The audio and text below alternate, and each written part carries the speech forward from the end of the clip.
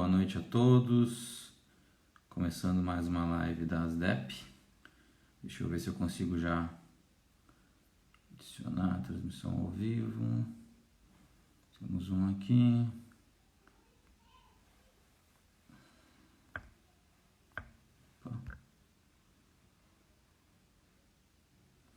Boa noite a todos. Tentando adicionar o delegado Viafore. Esperar o delegado Viafore. Vamos ver. Aqui. Ainda não. Pedir para o Viafore entrar. E a gente já pode começar. Então hoje a live do dia de hoje é um bate-papo descontraído com o delegado Viafore sobre a temática de lavagem de dinheiro, do qual o delegado Viafore é um profundo conhecedor. Vamos ver aqui.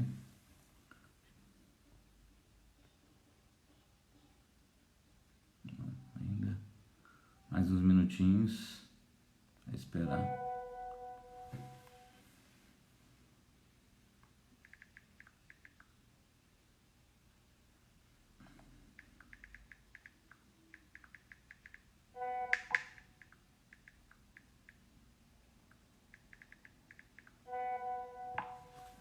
O delegado Viafore já deve estar entrando aqui. Minutinhos. Vamos ver.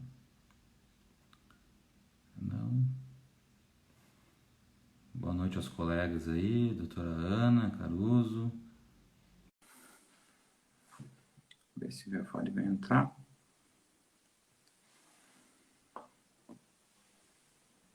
Ô, Viafore, tá me ouvindo bem? Doutor Moreno, sim, estou lhe ouvindo bem. O senhor está me ouvindo bem? Da mesma forma. Então é um imenso prazer aí estar com um colega nessa live da ASDEP, da Associação dos Delegados de Polícia do Estado do Rio Grande do Sul. Privilégio estar contigo, Viafore, além de meu colega no âmbito policial, também meu amigo, com muitas vivências já práticas, desde a época do DENARC, fechando aí 10 anos da nossa turma, agora em novembro. Então, uma satisfação estar contigo aqui, para a gente conversar um pouquinho com os colegas e com os demais interessados no assunto de hoje, que é um assunto extremamente pertinente, de uma importância republicana e democrática, ao meu ver, vital, que é a lavagem de dinheiro, sob uma óbice aqui que a gente vai conversar, no âmbito da investigação policial, atividade peculiar, inerente à missão constitucional dada às polícias judiciárias, no nosso particular aqui, a Polícia Civil do Estado do Rio Grande do Sul. Então, Viafore, seja bem-vindo e é um prazer imenso estar contigo aqui. Não sei se de repente tu quer te apresentar para o pessoal, falar um pouco do teu currículo. Bom, inicialmente dizer que a satisfação é toda minha, né?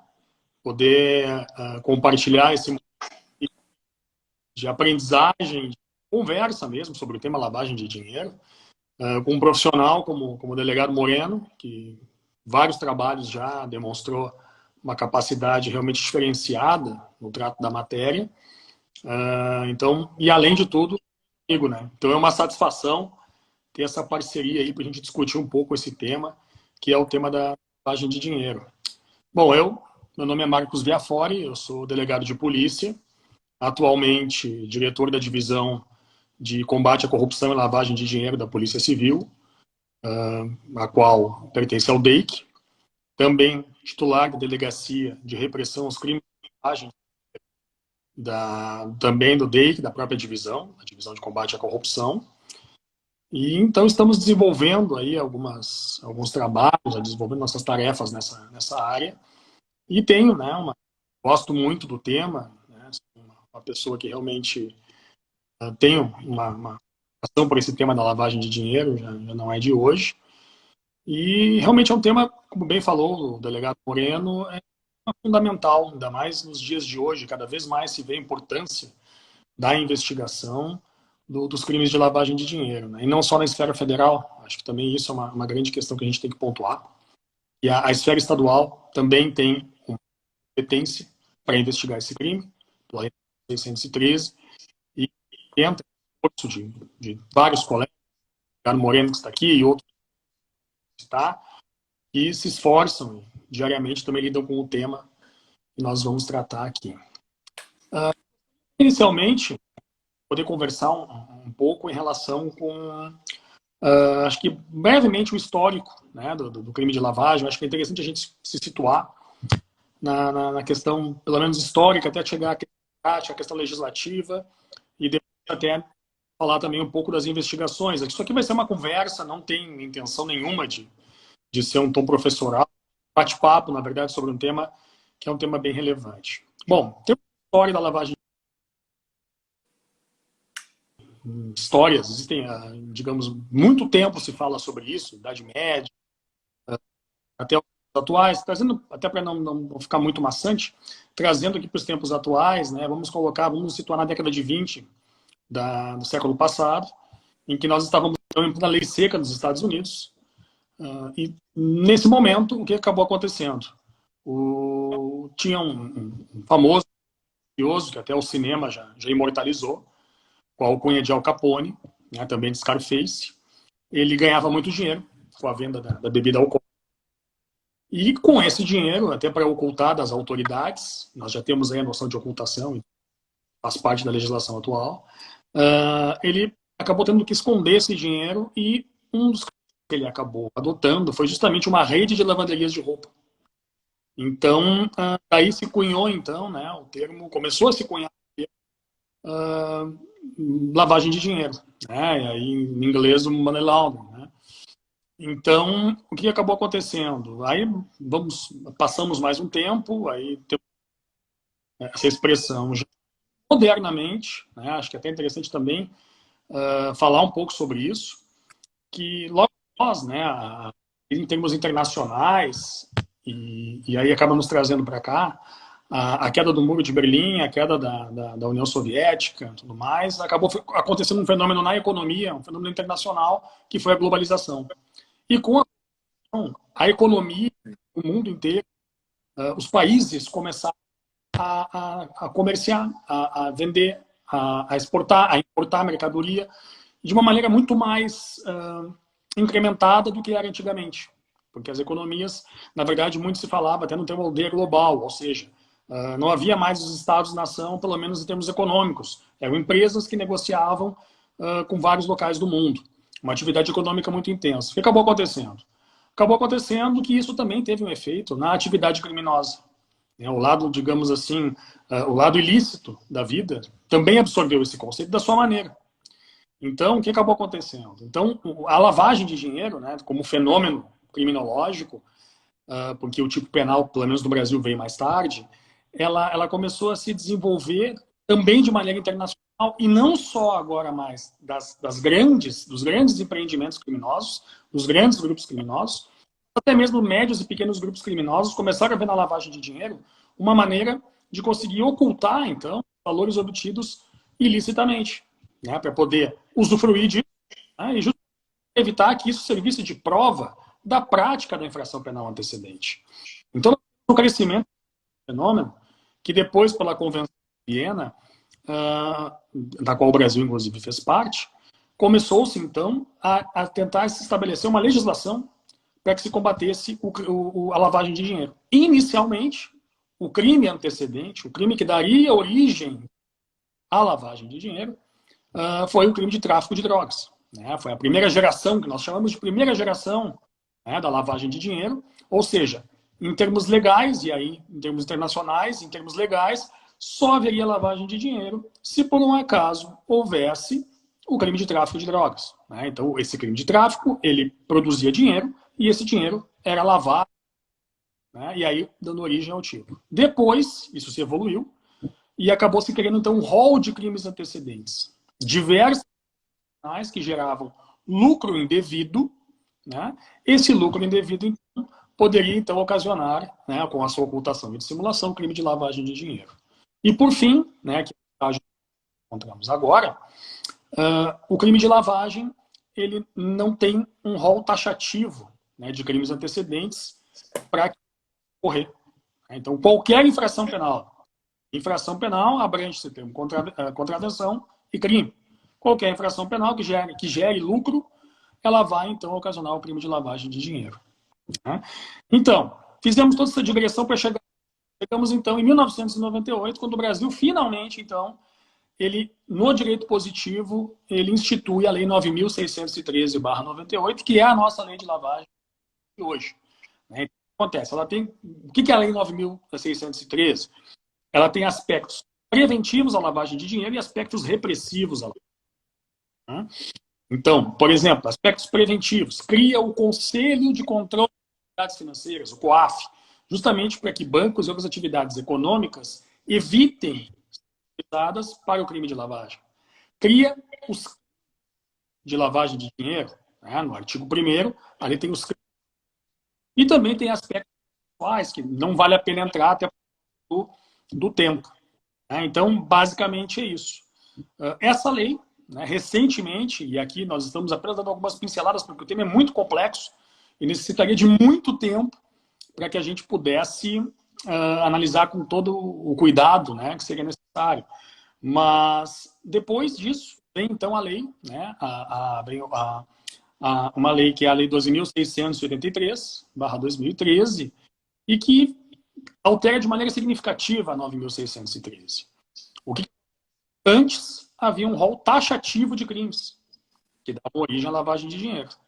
Com essa lei, esse artigo ele foi alterado, no sentido de qualquer infração penal que gere lucro pode ocasionar o crime de lavagem de dinheiro. E ali na lei tem as hipóteses.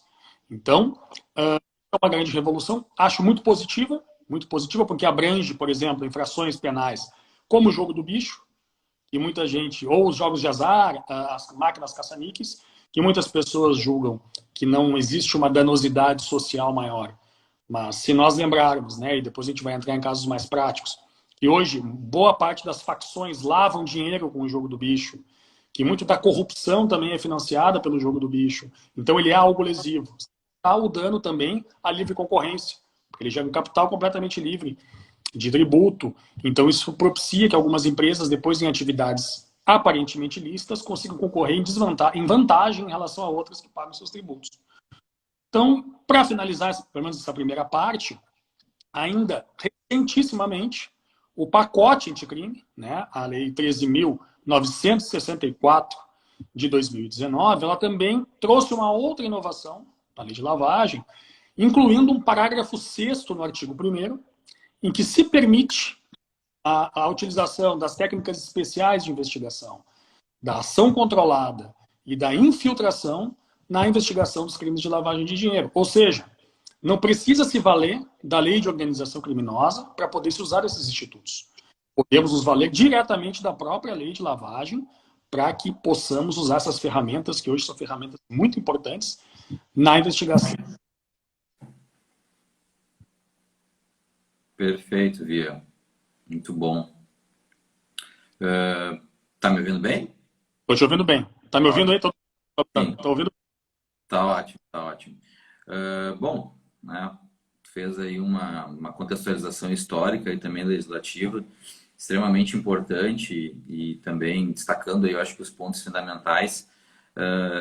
Eu sei que a gente compactua da mesma ideia da importância da lavagem de dinheiro para a investigação criminal e analisando, né, agora esse contexto todo que tu apresentaste, o grande questionamento que eu me faço num sentido histórico é por que se demorou tanto tempo para ver essa alteração, inclusive no âmbito mundial, não só no Brasil, das gerações de leis de lavagem de dinheiro, correto? A primeira geração de leis de lavagem de dinheiro, elas atacavam apenas o narcotráfico e deixavam à beira de uma lacuna punitiva no âmbito penal todo aquele enriquecimento ilícito baseado no tráfico de armas, no tráfico de pessoas, nos crimes de corrupção, na exploração de jogos de azar, nos crimes fortes contra o patrimônio, crimes violentos contra o patrimônio, como extorsão mediante sequestro.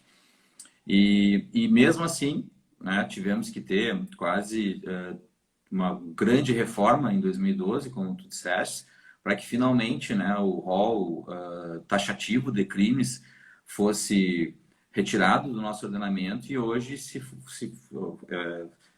seja possível tu fazer a investigação desde que gere o capital ilícito, independente da natureza da infração penal antecedente, se é uma contravenção penal ou se é efetivamente um crime de pequeno potencial ofensivo, médio ou grave. Acho isso aí bem interessante. E aí a gente já entra num outro aspecto da nossa conversa, né, Viafore, que é a questão das medidas assecuratórias e das medidas cautelares com fins patrimoniais que a própria legislação apresenta. Aqui, como eu acho que tem muita gente interessada no tema, que não é formada em direito, ou que eventualmente é mais um curioso ou interessado na área, eu não vou me ater aqui a questões muito técnicas, até para deixar o diálogo um pouco mais fluente. Mas a grande importância, ao meu ver, da ideia da tipificação penal e da lavagem de dinheiro é ter um efeito direto no patrimônio das organizações criminosas e do criminoso autônomo, que o lobo solitário no mundo do crime é cada vez mais raro. E eu ousaria dizer que, em termos de lavagem de dinheiro, dificilmente nós teremos um lobo solitário. Dificilmente nós não teremos uma associação criminosa ou uma associação de narcotráfico ou uma organização criminosa por trás das práticas da lavagem de dinheiro. Primeiro porque é um crime que demanda, até nas suas etapas, demanda uma logística e uma cadeia de mascaramento extremamente complexa, de forma que não é qualquer pessoa, não é qualquer indivíduo que pode se colocar apto assim, a fazer uma ocultação de capital de forma efetiva. Então, isso já praticamente chama para o conteúdo do tipo, ainda que de forma tangencial, a uma associação criminosa. Eu nunca vi lavagem de dinheiro sem associação criminosa. Até para fazer o link também com a infração penal antecedente. E qual seria a grande importância além da tipificação penal? É exatamente afastar, através de medidas assecuratórias, como o sequestro, como arresto, como a hipoteca, apenas a título exemplificativo, é afastar desse grupo criminoso, é afastar do criminoso o capital ilícito arrecadado com a prática de crimes. Essa, na minha opinião, é a grande eficiência e efetividade das investigações de lavagem de dinheiro. Porque a lei de lavagem, primeiro, trabalha com essas assecuratórias, ou seja, prevê que já na fase da investigação policial é possível fazer essa constrição, é possível fazer esses sequestros, arrestos ou hipotecas de bens, bloqueio de contas, para dar um exemplo para aqueles que estão nos ouvindo, e o que eu acho extremamente interessante, extremamente eficiente na lavagem de dinheiro, é que ela estabelece de pronto, ou seja, uma presunção legal, que há uma inversão do ônus da prova com relação à licitude do bem. Ou seja, me parece lógico, mas demorou décadas para que isso ocorresse. E ainda tem pessoas que discutem a legalidade desse ponto. Ou seja, a partir do momento que o indivíduo ele é investigado por lavagem de dinheiro e algum bem que tá em nome de laranja ou de uma empresa que pode ser desfachado, pode ser até uma pessoa jurídica efetivamente existente, mas que também atua como ocultação, com mascaramento, dissimulação de capital, esse indivíduo ele tem esse bem é suspeito de origem ilícita, e por intermédio de uma investigação de lavagem de dinheiro, o Estado aponta a provável ilicitude desse bem através de uma investigação, obviamente que deve ter justa causa, por óbvio, né, com todos os pressupostos constitucionais, mas a partir do momento que isso é auferido, é o indivíduo investigado que tem que provar a ilicitude do bem. Correto, Viafore? Perfeito. Artigo 4º, parágrafo 2º da Lei 9.613, expressamente, ele deve se apresentar pessoalmente e justificar, mostrar a origem lícita do bem, né, justamente para poder ter o bem, digamos, livrar a constrição do bem naquele momento. Então, é engraçado porque, assim, ó, o enfoque, na verdade, um dos grandes fundamentos para reprimir o crime de lavagem é justamente esse. Porque o que adianta? Muito sabe que muitas vezes existem aqueles elementos que são fungíveis no crime, os elementos pessoais que são fungíveis no crime. Se eu, por exemplo, condenar um chefe de facção ao tráfico de drogas e não reprimir o patrimônio dele, o que vai acabar acontecendo? Ele vai ao presídio, vai cumprir sua pena e de lá, ou então, depois de solto, ele continua com o patrimônio que ele amealhou licitamente. Então, o que acontece? Nós precisamos de instrumentos justamente para combater o patrimônio, como muito bem falaste, e os instrumentos, agora que, na verdade, a legislação brasileira, e quando eu digo agora em termos de história, é 10, 20, 30 anos, é muito pouco, mas que nós estamos nos preocupando com isso. Então, é muito importante que haja também a criação nos órgãos de persecução penal, e digo isso principalmente na esfera estadual, que crie-se uma cultura de investigação, né, do patrimônio amealhado. Então, atualmente na Polícia Civil, nós temos aí as delegacias de lavagem de dinheiro, tem uma no DENARC, uma no DEIC, tem uma no Gabinete de Inteligência também, são 3 delegacias, ainda tem as investigações. Mas é importante que todo delegado de polícia, promotor, enfim, todo mundo que trabalha na persecução penal, tenha essa noção da importância, né, de se poder sequestrar o bem, de se poder ir atrás do dinheiro. Porque isso sim, muitas vezes até é mais importante para o criminoso, mais danoso para o criminoso que a própria pena privativa de liberdade. É uma nova cultura do direito penal. Então, é importante, por isso até a debate que a gente está tendo aqui, a conversa que a gente está tendo aqui, justamente poder fomentar essa cultura, né, dentro dos órgãos de repressão. Com certeza. Não, perfeito, Bia. E eu me lembro que uma vez a gente fez um curso, quando a gente estava no DENARC, sobre investigação do narcotráfico, junto com alguns agentes dos Estados Unidos, não sei se te recorda, fizemos lá um curso bem interessante, junto com o DEA, ou com o apoio ali do DEA, né, que é o Departamento Antidrogas norte-americano, que busca fazer essas investigações. E lá eu lembro que já havia um parâmetro que eu acho, sempre me foi na atividade profissional, um norte no sentido da eficácia da investigação relacionada à lavagem de dinheiro. Claro que já faz parte do DNA da lavagem de dinheiro a intrínseca vinculação com o narcotráfico, porque como tu disseste, a lavagem ela só existiu a partir da Convenção de Viena, em que os estados eles assumiram o compromisso de combater o dinheiro ilícito oriundo das facções do crime organizado. Obviamente, né, tu vê num período histórico, e o direito ele é histórico, o direito é um fenômeno cultural, então tu vê que claramente ali é um apontamento a crescente o crescente aumento e o crescente potencial lesivo em todos os sentidos dos cartéis sul-americanos, especialmente os cartéis colombianos, mas também os cartéis mexicanos que estavam inserindo droga nos Estados Unidos. Então, nós tivemos ali a tipificação da lavagem de dinheiro apenas para o tráfico de drogas, o que, né, depois se arrumou, mas durante muitos anos foi dessa forma, porque ali os estados, e isso num contexto global, verificaram a seguinte situação: não adiantava promover inúmeras prisões de usuários e traficantes, porque só aumentava cada vez mais. Ou seja, não havia muita eficiência em tu ter aquele ideal de retirar o usuário e o traficante das ruas, apenas, correto? Porque isso não acabou com o narcotráfico. Pelo contrário, o usuário era substituído no boom das drogas e o traficante ali, o vaposeiro, o petequeiro, como nós chamamos, também.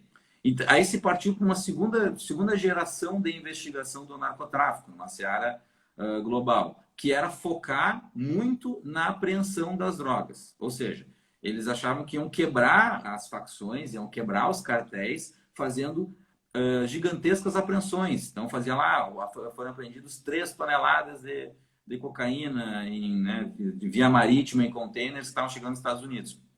Então a ideia é que, não, olha, agora nós vamos acabar com eles porque a gente efetivamente conseguiu fazer a apreensão de 3 toneladas de droga. Isso aí é um golpe fantástico, a facção não vai se recuperar.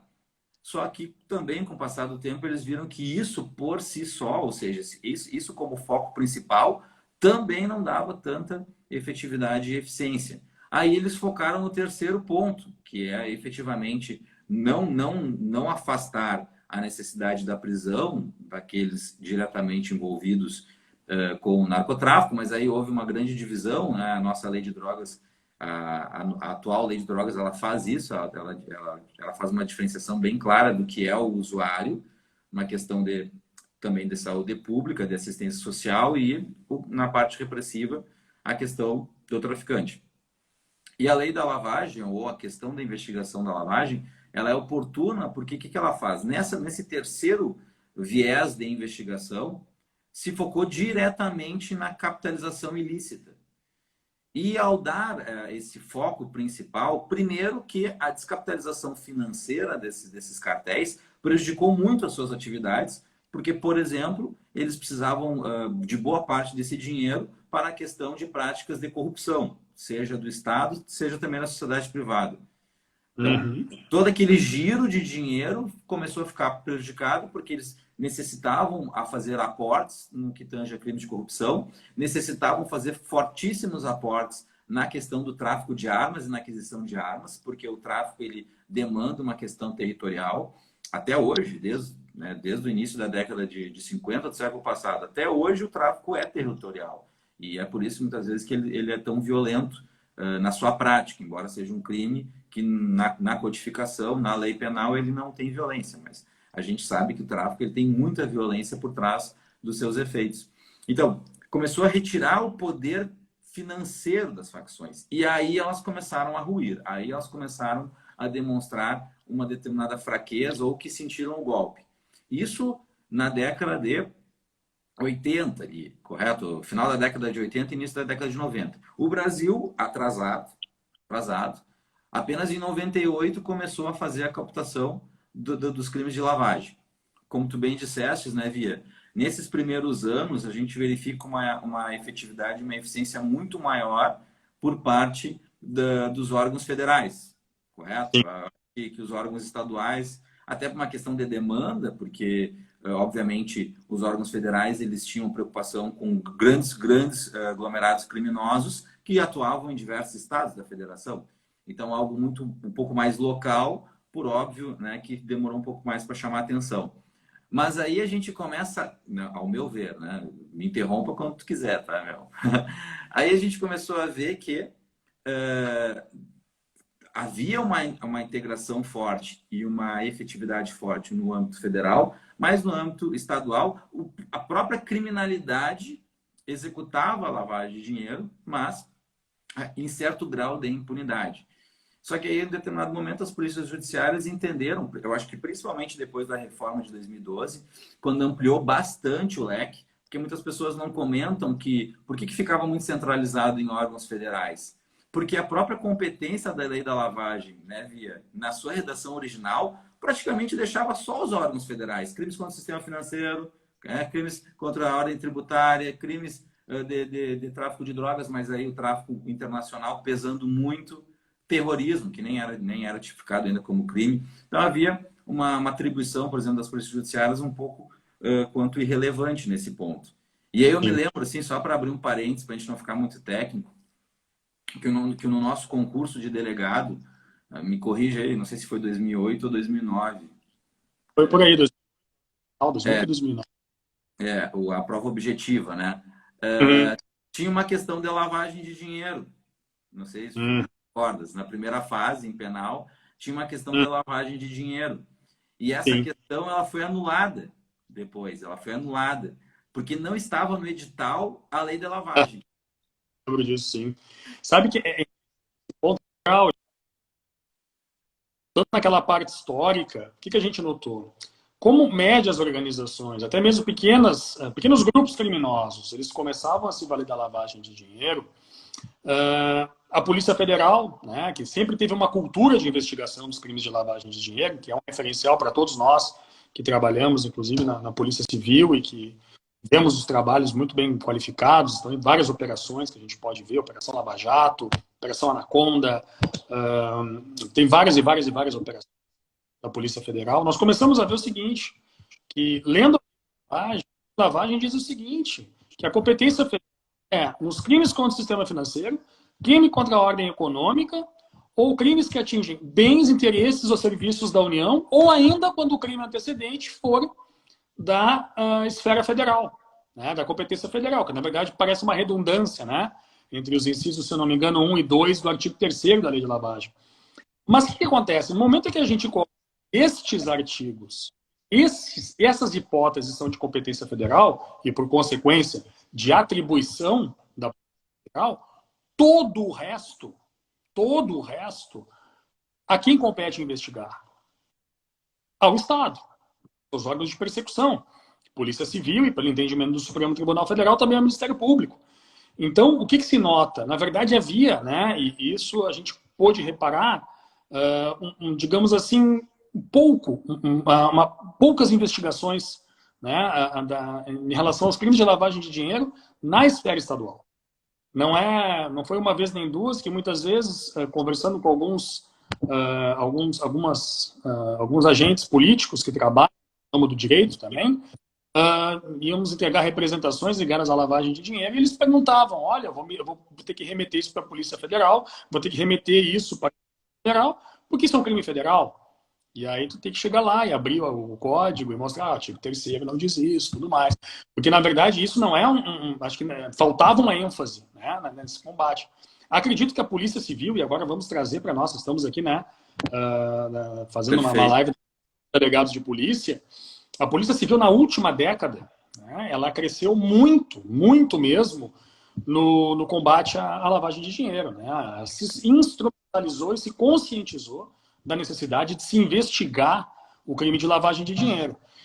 Nós vemos assim, por exemplo, né, no ano de 2011, né, foi criado um grupo de investigação dentro do DENARC, né, nosso Departamento Estadual de Investigações do Narcotráfico, foi criado um grupo, né, digamos assim, uma peculiar ideia, um grupo de investigação aos crimes de lavagem de dinheiro, oriundos, então, das investigações do narcotráfico. E já ali conseguiu se produzir, né, 2 trabalhos investigativos relacionados a esse tipo de atividade. Um deles, né, acho que em termos de operacional, foi o primeiro que surgiu, né, com mais força, pelo menos nos meios de comunicação, que foi a operação relacionada a um grupo criminoso que era sediado na Vila Maria da Conceição. Tá? Para ter uma ideia, aqui eu abro parênteses, nada mais nada que 8 anos entre investigação, denúncia, sentença e acórdão no Tribunal de Justiça, transitar em julgado, onde parte desses criminosos foram condenados. Então, nota que até mesmo todos os órgãos de persecução penal, e não só os órgãos de persecução penal, mas o próprio, enfim, a magistratura, os advogados que militam muitas vezes na área estadual, naquela época, pelo menos, naqueles tipos de inquérito, todo mundo estava muito aprendendo isso ainda. Era uma coisa na esfera estadual muito nova e na federal já era muito desenvolvida.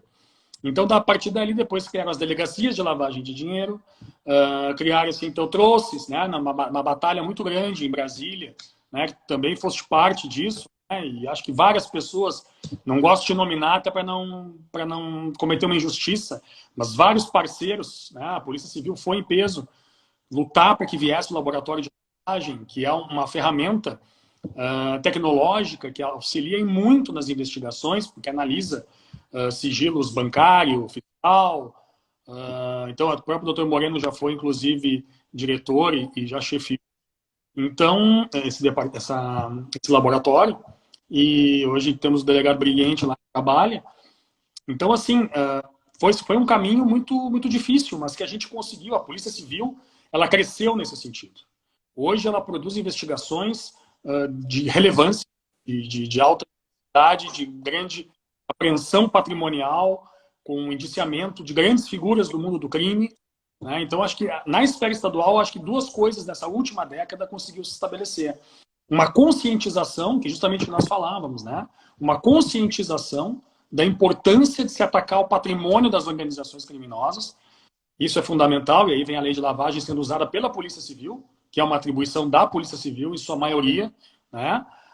E além dessa conscientização, de fato, né, em termos efetivos, né, grandes trabalhos feitos, muitos investigados, indiciados, denunciados, começam a vir as condenações, porque ainda não há uma certa celeridade ainda no trâmite de alguns processos relacionados aos crimes de lavagem, mas também muito se atribui justamente a essa digamos, luta por se familiarizar um pouco mais com o tema.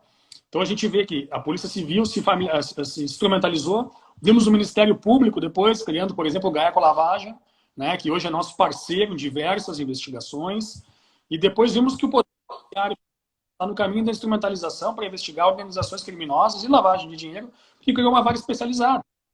Então, nota-se que teve um efeito, né, um ciclo virtuoso, né, em toda essa atividade que foi feita na última década. E eu espero que cada vez mais isso aumente, que isso cresça. A gente estava conversando, né, eu e o delegado Moreno esses tempos, que na verdade a gente ia instaurar um inquérito, né, policial por lavagem de dinheiro, e não existia nenhum código do crime de lavagem de dinheiro, né?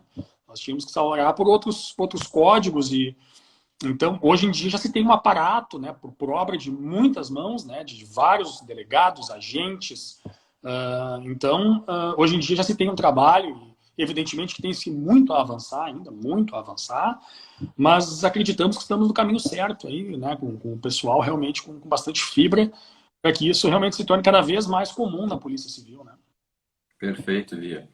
Via fora, o pessoal, até o Hatz ali, eu vou dar um abraço aí para os colegas que estão acompanhando, né, nosso bate-papo aqui. E até eu falo, às vezes, Via é a força de expressão pela nossa amizade, né, delegado Via fora. Sim. Via fora, então agora sendo formal, delegado Via fora, doutor Via fora. Mandar um abraço também para o nosso amigo delegado Mário Souza, né, Via fora, que deve estar nos assistindo. Então, de repente, a gente podia fazer esse bate-bola aí até para também colocar um pouco de prática aí para o pessoal que deve ter esse interesse, sem, claro, né, citar questões sigilosas e também de respeito aí a nomes e de pessoas investigadas. Não podemos, né, por óbvio, tecer nenhuma consideração. Mas duas coisas que me chamaram a atenção na prática de lavagem de dinheiro no âmbito da investigação com a Polícia Civil. Primeiro, quando eu fiz uma das primeiras grandes investigações de lavagem de dinheiro lá no DENARC, tu não estavas mais lá, mas tu ajudaste bastante o início dessa investigação, fazendo aquela colheita, né, um inquérito que se estendeu, na verdade, de 2012 até 2015. Então, ele foi bem complexo, num complexo também esquema de lavagem de dinheiro, de uma importante um importante grupo criminoso organizado da região metropolitana. E aí nós já estávamos na fase do cumprimento de diversas prisões e um dos investigados que estava com a prisão preventiva decretada, na deflagração da operação ele não foi encontrado. Ele era um alvo extremamente importante. Passado algumas semanas, a equipe de investigação descobriu que ele estava indo para um compromisso e abordou ele para cumprir esse mandado de prisão. E é uma figura bem importante assim dentro da história do narcotráfico na cidade de Porto Alegre. E ele, então, quando os policiais foram ao encontro dele para efetivar a prisão, ele se insurgiu e normalmente, embora tenha uma importância bem grande dentro dessa questão faccional, ele é uma pessoa relativamente tranquila, assim, mas nessa abordagem ele reagiu e com muita indignação. E os policiais dizendo, não, mas tu tá preso preventivamente, nós temos um mandado contra ti. E ele disse, não, mas por qual crime? E aí os policiais por lavagem de dinheiro. A prisão preventiva dele era por lavagem de dinheiro. E aí ele ficou mais indignado ainda, porque ele disse, não, lavagem de dinheiro é TC, termo substanciado, isso aí não é crime grave. Correto? E ele já praticava lavagem de dinheiro há décadas. Só que ele entendia, na visão da impunidade, né, da questão da impunidade do capital, ou seja, se preocupava só em não ser encontrado com droga, né? A grande preocupação é não ser encontrado com droga, para não comprovar a logística com o narcotráfico. Mas com a lavagem de dinheiro ele não se importava muito. E isso foi uma coisa que me chamou a atenção. E a outra coisa que me chamou a atenção foi também quando eu estava junto, até mandar um abraço para o Zago, eu acho que o Zago também está nos assistindo, o Zago participou bastante dessa investigação, essa que eu vou referir agora, e a gente estava cheio de atribuições ali da nova delegacia, e daqui a pouco chegou uma questão envolvendo estelionatários, né? Estelionatários de carreira, né? Estelionatários que praticavam o crime de estelionato há mais de década, né? E num primeiro momento, como a nossa equipe era muito limitada, era um início de trabalho, a gente estava focando em grandes investigações no sentido monetário, de logística criminosa, com todo o aparato, né, do laboratório. Só que aí o colega que tinha as infrações penais antecedentes de estelionato, ele nos trouxe e dizendo que eram mais de 90 ocorrências de estelionato. E ele não teria como tocar a investigação, né? Assim, no sentido de buscar ali todos os links vinculados à lavagem de dinheiro e ao crime organizado. E aí então ele nos apresentou isso e no primeiro momento a gente tentou declinar no sentido de dizer, não, nós estamos com uma equipe pequena, focada em 2, 3 trabalhos muito complexos e não temos tempo no sentido de dar uma prioridade agora para esse trabalho que precisa. Mas aí o colega nos demonstrou claramente que se não fosse feita uma investigação por lavagem, ia acontecer mais do mesmo, no sentido da aplicação da pena no Brasil, a questão legislativa. O crime de estelionato é um crime que tem pena máxima de 5 anos. E eu posso estar errado aqui, mas é a exceção da exceção da exceção o estelionatário ser preso. Correto? Normalmente, preso no sentido da pena privativa de liberdade. Normalmente vai ser aplicada uma outra medida cautelar diferente, né, da aplicação da pena. E nós fizemos, então, essa investigação. Acabamos fazendo a investigação por questões até envolvendo pessoas com muita necessidade, pessoas que investiram todo o seu dinheiro num sonho e acabaram tendo prejuízos gigantescos, assim. E a gente acabou fazendo uma investigação, e essa investigação, Jafari, eu me lembro bem que nós pensamos assim, começou a ramificar, era uma coisa simples. A gente achava que era só estelionatários. Começou a ramificar, nós aprendemos metralhadora nessa operação, aprendemos pistolas que tinham sido objeto de ocorrências de furto e roubo de policiais, correto? Conseguimos entender a logística de lavagem de dinheiro. Embora o crime de estelionato fosse extremamente simples, havia uma complexidade de lavagem de dinheiro.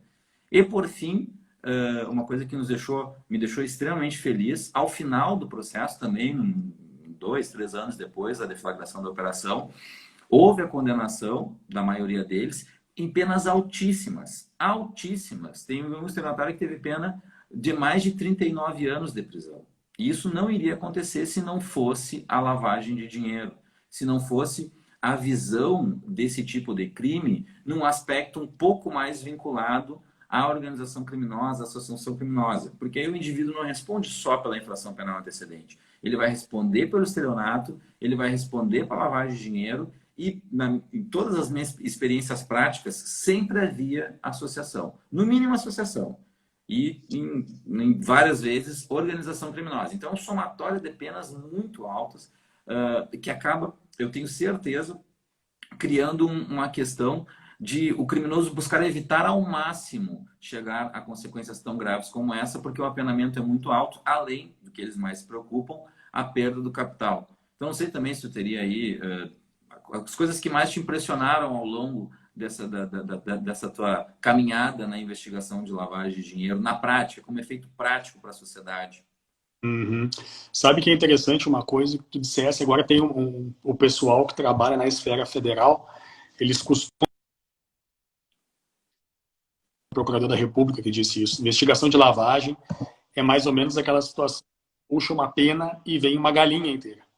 Porque muitas vezes a gente tem parece um objeto bem limitado, um objeto ilimitado.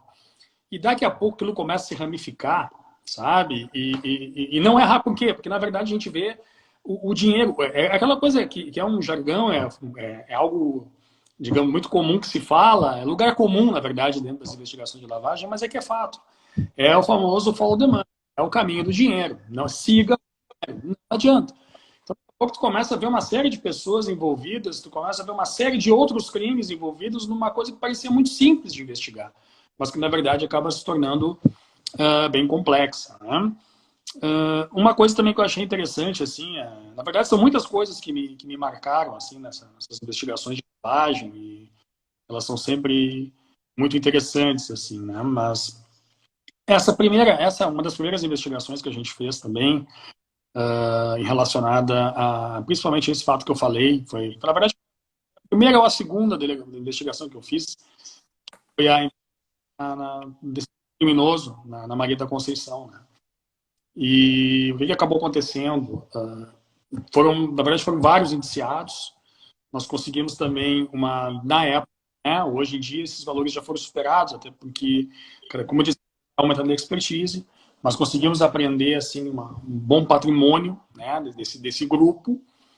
E o que acontece? Uma coisa que me chamou muita atenção, uma coisa que no Rio Grande do Sul até imaginava que não existia, mas depois com o trabalho, também eu era novo na polícia, mas com o trabalho a gente começou a verificar que existia a questão do domínio territorial. Então, o traficante como o pai da comunidade, o pai da vila. Havia um traficante específico, inclusive na época da operação ele estava preso. Nós conseguimos, então, o indiciamento enteado dele, né, que era um dos matadores na época, alguém bem complicado. Mas a questão é a seguinte, a população estava aquele grupo. Aquele grupo criminoso, ele tinha, a comunidade tinha uma casa com piscina, tinham carros importados, e esses carros importados, muito em nome de pessoas que não tinham renda nenhuma. E aí nós ouvindo essas pessoas, as pessoas falando bem deles, as pessoas, entre aspas, né, emprestando CPF. Por quê? Porque ele dava rancho, construía parquinho para as crianças da comunidade. Então, isso é uma coisa que me marcou, né? Onde o Estado era ausente, acabou que o tráfico ocupou o espaço e valendo-se dessa ocupação e valendo-se dessa comunidade, ele conseguia lavar dinheiro com o auxílio de toda a comunidade. Não toda é errado, porque não era toda. Só a maioria pessoas sérias, pessoas honestas e trabalhadoras. Mas uma parte daquela comunidade, uma parte ínfima daquela comunidade acabava, então, participando, né, desse processo de lavagem de dinheiro. E aquilo me chamou atenção. Aquilo foi uma coisa que me chamou bastante atenção. E foi um dos primeiros inquéritos que eu tinha feito. Mas realmente, o fato específico foi bem interessante. Assim, né? Depois nós fizemos outros trabalhos, mas esse foi uma situação que me chamou bastante atenção. Né? Eu fico muito feliz assim, de até parabenizar, principalmente a ASDEP, por fomentar esses debates, né? Outros colegas também muito qualificados que já fizeram, já trabalharam, já fizeram também as suas explanações aqui, o crime organizado, a questão de outras legislações, enfim. E essa oportunidade de a gente poder debater um tema como lavagem de dinheiro realmente muito bom, né, para fomentar até a cultura da investigação desse tipo de crime, né? Ah, perfeito. Eu concordo 100% contigo. E acho que é um caminho sem volta na questão da maior, ter um pouco mais de eficiência ou dar maior eficiência à investigação criminal. Acho que a lavagem de dinheiro, na verdade, ela foi tipificada no nosso ordenamento só em 98, pela primeira vez. Ela já é também um tipo penal relativamente novo, no sentido da própria questão mundial dos ordenamentos jurídicos. A grande maioria dos países apenas tipificaram esse crime no final da década de 90. A grande figura, né, a gente vê digamos assim, o grande garoto propaganda da lavagem de dinheiro, que é o Al Capone, histórico, eu digo. Ele não foi condenado por lavagem de dinheiro, né? Ele foi condenado por sonegação fiscal, e aí foi lá para Alcatraz, aí contraiu sífilis e depois... Então, assim, toda aquela parte romântica ali, romântica no sentido de uma abordagem histórica, das máfias italo-americanas, e com aquela questão de... o grande... Isso os historiadores americanos, lendo eles, né, eles falam que a grande consequência da lei seca foi Las Vegas, correto? A grande consequência da lei seca foi a criação de Las Vegas numa forma de injeção de um capital extremamente alto oriundo do contrabando de bebidas. E então a lavagem, ela, em momentos históricos, ela não se fez presente, o crime se disseminou, o crime aumentou bastante. E acho que hoje, tendo essa ferramenta da questão do ordenamento penal, nós precisamos trabalhar com isso. É uma investigação que foca no patrimônio. E quando eu dou aula, aí mandar um abraço também para meus alunos que estão assistindo, eu sempre faço uma grande diferenciação. Assim, eu vejo o crime bifurcado. Nós temos o crime passional, aqueles que nós não conseguimos prever, né, via fora, que aquele crime passional praticado pelo ódio, praticado sob o domínio da violenta emoção, questões muitas vezes envoltas a preconceitos e própria questão da natureza humana. Infelizmente, são crimes motivados pelo modo passional, instintivo do ser humano, de muito difícil de trabalhar com qualquer prevenção. Mas existem a outra bifurcação, o outro lado, são os crimes patrimoniais, no sentido de que o criminoso, ele pratica o crime para ter vantagem ilícita. E essa vantagem, ela é patrimonial. Ela é patrimonial. Então, assim, ó, no fim das contas, o criminoso, ele pratica uma infração penal para ter lucro.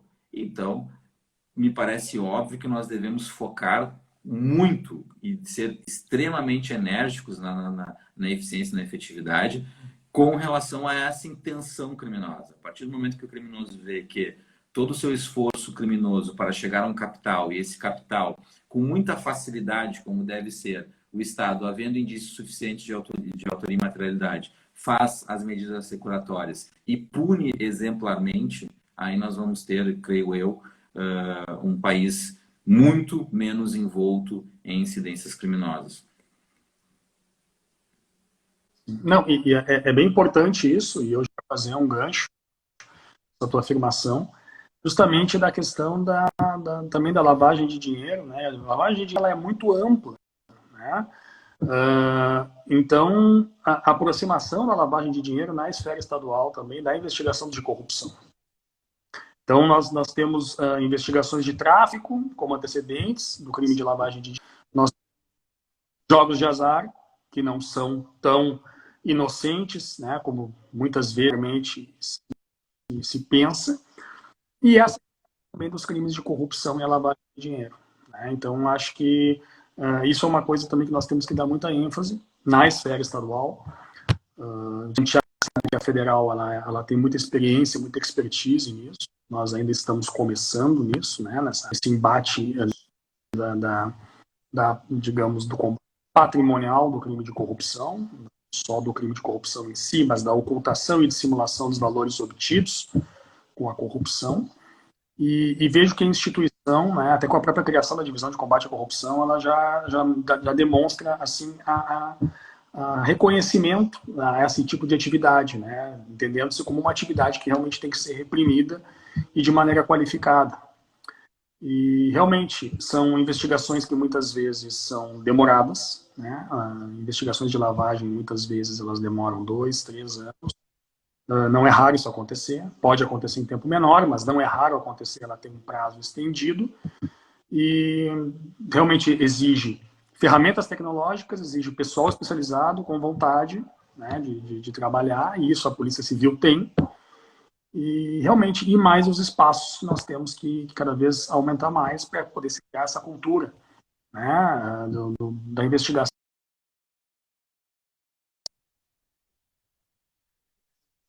Parabéns à ASDEP também por essa iniciativa, né, muito louvável. Te lembra que eu te falei que ia passar rápido, né? Então já chegamos aí ao final. Tinha bastante coisa para falar, mas passa muito rápido, o papo foi muito bom. Mais uma vez, Iafori, foi um privilégio ter estado aqui contigo, poder ter essa conversa. Faz tempo que a gente não se encontra pessoalmente, até em razão da pandemia. Então, já quero aí te dar um forte abraço. Tenho muito orgulho de ter um colega do teu naipe, da tua estirpe, tão diferenciado em vários aspectos. E também, quando eu cheguei no DENARC, a gente fala muito que nós fomos contemporâneos de DENARC, fosses tu que me apresentaste essa matéria, fosses tu que me demonstrou a importância de investigar o crime organizado também sobre a óbice ou sobre a leitura da descapitalização dessas organizações. Então, quero te parabenizar pelo teu trabalho que tu está fazendo agora no DEIC, principalmente com esse enfoque que é muito importante, que é o combate à corrupção. Não existe corrupção sem lavagem de dinheiro, né, Viafore? Acho que certamente não. Está aí já os inúmeros exemplos comprovando isso. E, mais uma vez, te agradecer aí pela disponibilidade de tu, cheio de compromissos, vir aqui na ASDEP virtual para a gente ter esse bate-papo. Quero agradecer também todos os colegas que assistiram a nossa conversa, desejar a todos uma boa noite e deixar as palavras finais para ti, Viafore, dar um tchau pro pessoal. Eu agradeço muito, né? Para mim é um prazer falar com um amigo, irmão, né? No Moreno, que é um cara também extremamente qualificado, fez uma operação, uma das maiores da Polícia Civil, no combate ao tráfico, algo que é modelo, inclusive, acadêmico, né? Temos sabendo que tem, inclusive, publicações relacionadas a essa operação, que realmente é uma operação realmente de manual, assim, muito bem feita, com grandes resultados práticos, que é o mais importante, muita eficiência, um colega também que sempre mostrou uma inteligência diferenciada. Agradecer a todos que até essa hora, aí, já são quase 10 horas, estão nos assistindo, dizer que foi um prazer muito grande conversar com todo mundo que está assistindo nesse horário a nossa explanação, e dizer que é isso que nós temos que fortalecer dentro da nossa instituição. A investigação qualificada, a investigação bem feita, a investigação com impacto social e que realmente consiga, então, falar os alicerces da atividade criminosa. E atividades como essa, investigações envolvendo esse tipo de delito, independentemente, pode ser no Chuí, pode ser no DEIC, pode ser no DENARC, pode ser no GI, pode ser no norte do estado, não importa. É importante que se façam investigações assim, porque nesse momento nós realmente conseguimos, então, vamos conseguir, na verdade, dar um impacto, né? Combater o crime como ele deve ser combatido, com uma inteligência e eficiência. Então, muito obrigado a todos. Perfeito. Uma boa noite, Viafore, boa noite a todos. Obrigado pelo prestígio. Valeu, um abraço.